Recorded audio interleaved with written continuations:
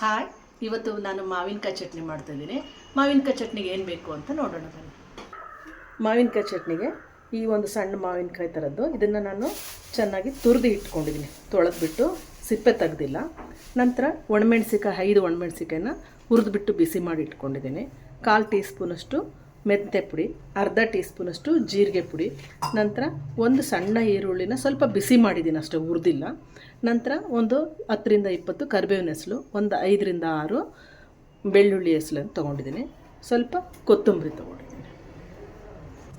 ಮೆಣಸಿಕಾಯಿ ಮತ್ತು ಈರುಳ್ಳಿನ ನಾನು ಫ್ರೈ ಮಾಡ್ಕೊಂಡಿದ್ದೀನಿ, ಇದು ಮಿಕ್ಸಿ ಮಾಡ್ಕೊಂಡಿದ್ದೀನಿ. ಈಗ ನಾನು ಕರಿಬೇವು ಹಾಕ್ಕೊಳ್ತಾ ಇದ್ದೀನಿ. ನಂತರ ಬೆಳ್ಳುಳ್ಳಿ, ನಂತರ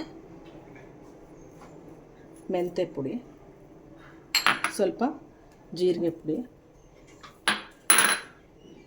ಇದು ಮಾವಿನಕಾಯಿ ತುಂಬ ಎಳೆದಿದೆ, ಬೆಲ್ಲ ಅಷ್ಟಾಗಿ ಬೇಕಾಗಲಿಕ್ಕಿಲ್ಲ, ಬಟ್ ನಾನು ಒಂದು ಸ್ವಲ್ಪ ಬೆಲ್ಲ ಹಾಕಿರ್ತೀನಿ. ನಂತರ ಒಂದು ಅರ್ಧ ಟೀ ಸ್ಪೂನಷ್ಟು ಉಪ್ಪು, ಕೊತ್ತಂಬರಿ, ಮಾವಿನಕಾಯಿ ಇದೆಲ್ಲದನ್ನು ಹಾಕ್ಕೊಂಡು ಮಿಕ್ಸಿ ಮಾಡ್ಕೋಬೇಕು. ಈಗ ಮಾವಿನಕಾಯಿ ಚಟ್ನಿ ಮಿಕ್ಸಿ ಮಾಡ್ಕೊಂಡಿದ್ದೀನಿ. ಇದಕ್ಕೆ ಒಂದು ಸ್ವಲ್ಪ ಒಗ್ಗರಣೆ ಹಾಕ್ಕೊಳ್ಬೇಕು.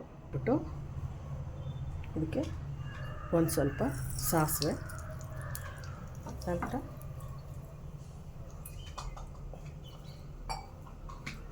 ಒಂದು 5-6 ಕರಿಬೇವು, ನಂತರ ಒಂದು ಸ್ವಲ್ಪ ಹಿಂಗನ್ನು ಹಾಕಬೇಕು.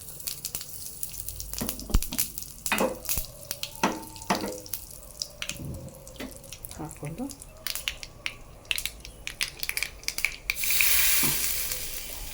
ಚಟ್ನಿ ಬೆಳೆಸ್ಬೇಕು.